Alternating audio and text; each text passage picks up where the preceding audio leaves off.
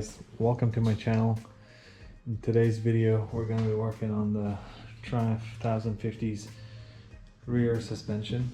It's fairly common knowledge that that blue shock at the back of the 1050 is absolute rubbish, and most of the times you see people talk about replacing the spring on the forums or getting it rebuilt. But I went a different route. I wanted to try the ISS suspension. I bought this out of the United Kingdom from Brooks Suspension, and this shock was a very good deal. I paid £360 altogether to get it shipped to Canada, and that's literally half of anything else I could get at this price point. I did a bit of research on YSS suspension, and there seems to be a lot of people who stand by their products. Even on the Ducati forum, people had nice things to say about these, so I thought I'll give it a shot. Now let's unbox it. I was fairly quick to get it shipped from the United Kingdom too. It took just about 2 weeks to get it here. So this is all the stickers and the warranty information that comes with it. And here's the actual shock absorber. Really nice packaging, and look at the unit itself. It's actually beautiful for the price point. It looks fantastic. These parts are engineered in Germany and then they get manufactured in Thailand, and the manufacturing quality doesn't look too shabby. It looks really nice. So inside the box, I also found the adjusting rod that'll be able to turn this around, and an Allen key. The Allen keys for this one over here, but I'm not going to touch it. So without further ado, let's just throw it on the bike and see how it looks and how it feels. So in order to make the video a little bit less time consuming, I've went ahead and took out all the plastics off the bike, the plastic panel that runs from there, and the whole tail end, which comes off with a bunch of Allen bolts. But to do that, I had to remove the grab bars, and also I had to take off this bolt on top of my exhaust and move it away. And now the next thing I've done so far is taken off the rear fender here. We're gonna drop this frame onto the tire. I've loosened these bolts here, which is Torx 55 and a 14 mil at the back, and we're gonna take off these nut and bolt from both sides. So that's what's going on so far, and then we'll have the shock exposed. So we'll take off the top mounting nut and bolt from here and the bottom from there. I'm gonna start filming while I do those few steps now. Okay guys, so to secure the bike, what we've done is just put the footrests reversed upside down so they hold the jack stand, and put the jack right at the bottom of the dog bone, and now the rear tires come free. And now we're going to do the top 2 bolts on the rear subframe. This is a 17 mil bolt and a 14 mil nut on the inside.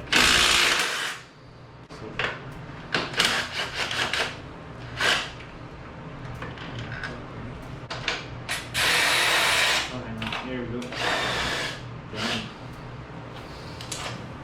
All right, just the other. Do you want to take the other one? Loosen the other one. No, it's just gonna come down. Yeah. So just like that, guys. Here we go.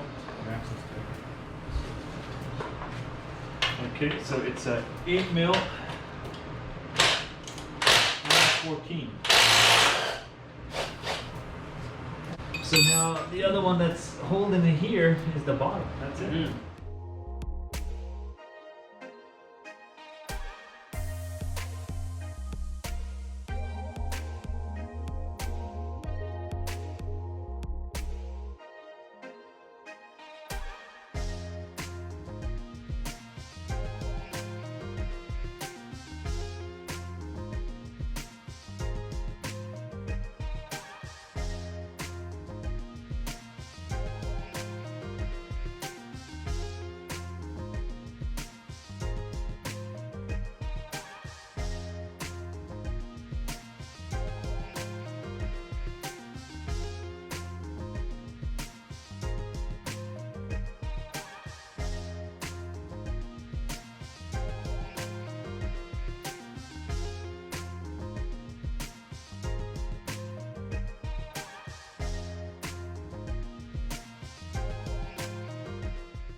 There, that's it.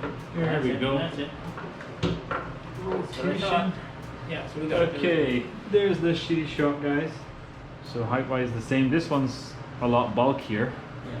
So we'll see what's the difference in performance. Weight-wise, this is lighter by a few grams at least. Thank you.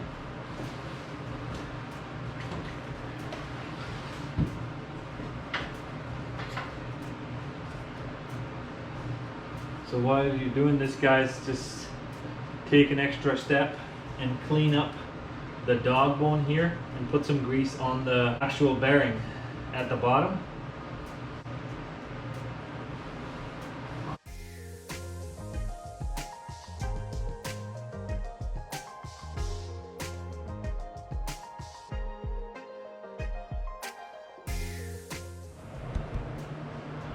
Alright guys, before doing the install, I've actually put some grease on the roller bearings on the dog bone here.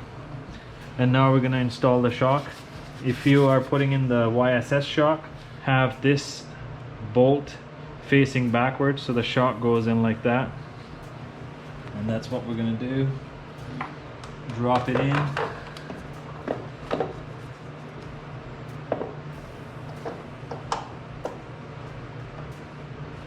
Okay guys, so we've put the shock in through the top, and I'm gonna put a little bit of grease on these bolts here too before they go in the fittings. We're just gonna put this bolt and the nut on first so the shock is secure. Yeah. You just want to leave it loose for now? Yeah. Good. On. And now I will do the top one too. I didn't grease it before. So I'll take this bolt out and then put the grease on the top here, just a little bit, not a whole lot. Just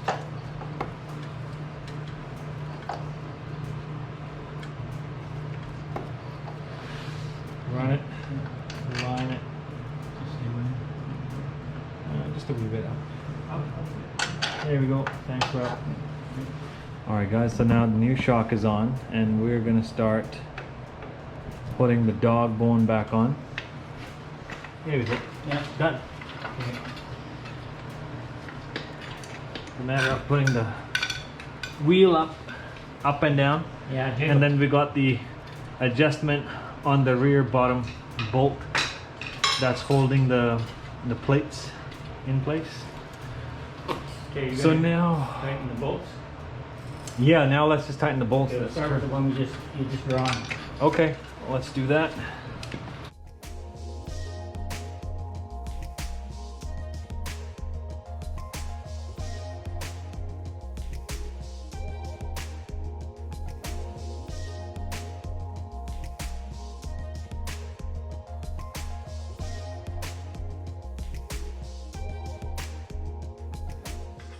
Okay guys, so now to check the torque specs. All three of these are 48 Newton meters. Okay, the lower one? Lower one first, please. Thank you. Like 48. 48. Alright. Let's do the rear. Front. Yeah, the rear frame. Yeah. So this one, guys, is 48 Newton meters. Well, that's what I just had. 48. No, sorry, this is 40 Newton 40, meters. okay, yeah. And that's a 60 Newton meters. Back here, huh? All right, so this one's 40 Newton meters, guys. Okay. Same for the other one. Yeah.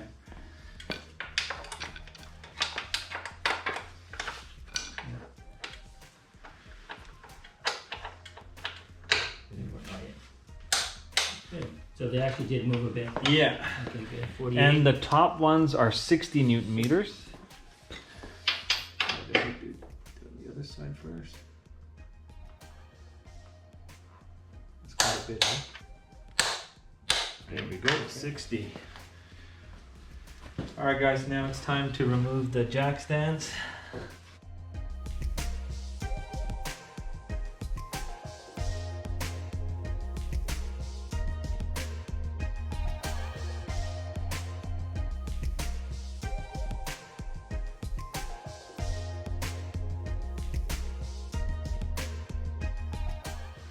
The mounting is done. Now I'm just gonna start putting everything back on there. First thing I want to put on will be the battery that I took off. Alrighty, there we go.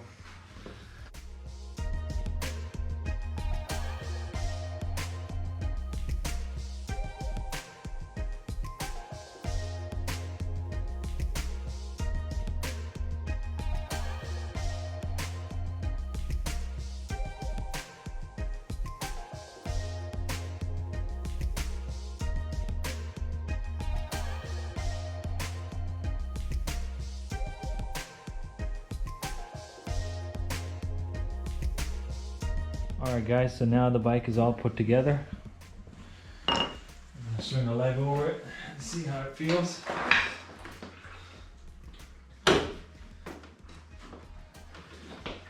It feels a lot better than the old one, that's for sure. Initial experience is great. There's decent rebound. I'll just play around with the settings before I go for a ride. Okay guys, so I've been riding the bike for about 20 kilometers around town, and so my initial thoughts are this suspension is well worth the money. That's the first thing that comes to mind. I was so skeptical before I ordered this, and I thought maybe it might be just a waste of 360 pounds and should just save up, buy the Öhlins unit or buy the Nitron. But then curiosity got the best of me and I was like, what the heck, let's just buy it and see how we go. Worst case scenario, might have to do it all over again. And I am very happy that it's been a great surprise. The bike's handling has improved a lot with this particular shock absorber. I never take the bike to the track, so I think Öhlins for me personally would be an overkill to just drive around town or just take it to occasional windy road once in a while. And for single riding, it's been really awesome. The bike soaks up the bumps and potholes really well. It holds the line around corners and the sweepers very nicely. There are no surprises so far. Like with the stock shock absorber, it turned for me like it was a potluck. You don't know how each of the corners is gonna be. Like you go in thinking like you got full control of the bike, but the poor old shock absorber would just give in and the bike would just get super soft, and it was no pleasure riding the bike with that unit. This one's the complete opposite. I have also upgraded my front suspension last year, so that might be another contributing factor to the bike's handling being on the money for me. For double up riding, I don't think this particular shock is the way to go. I think it might be on the soft side, so you might want to go one step up with the gas cartridge on the top, and you might as well buy a heavier spring. I'm fairly certain that YSS and Brooks suspension can hook you up with that. If you like the video, then please subscribe guys. I will see you in the next one. Bye now.